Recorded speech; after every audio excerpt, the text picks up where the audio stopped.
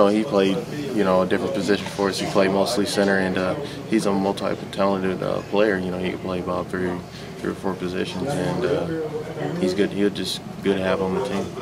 How so, do you think? Huh? How is he a good addition for the team in terms of the multi, versatility that you described? But any other things that stood out?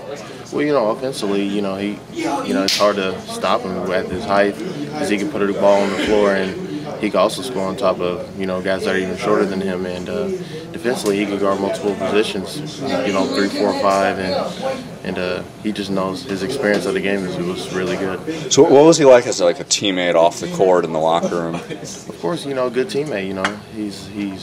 He's very open-minded, and to speak with anybody, whether guards or bigs, and he was just really good for us.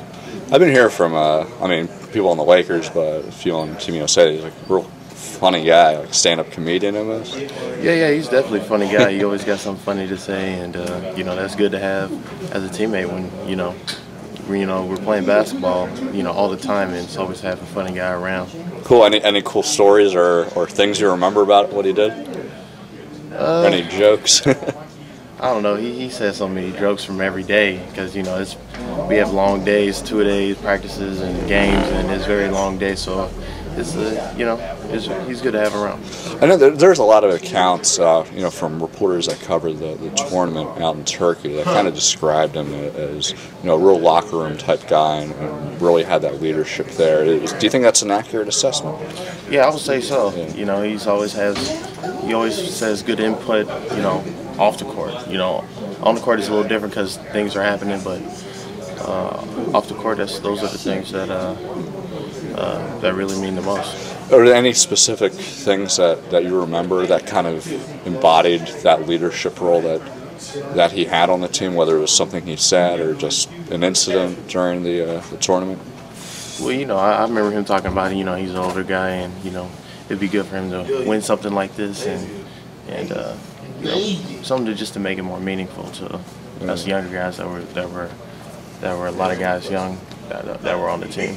I know you're hoping to crack a spot, but as far as Lamar goes, just based on what you've seen and knowing the field that's out there, how would you personally assess maybe his chances for 2012? Well, he still has a good chance. He's, any guy that plays multiple positions and has won a world championship team. I would say any guys have won the world championship has a chance to be on that team in 2012. But it's just going to be tough, and you got a lot of other guys that were on the 2008 team that might try to make the team. So you just gotta have to wait and see. Right. Did you get any sense of how you think you may have a chance in 2 years here, or based on any feedback or just your own assessment of how you played?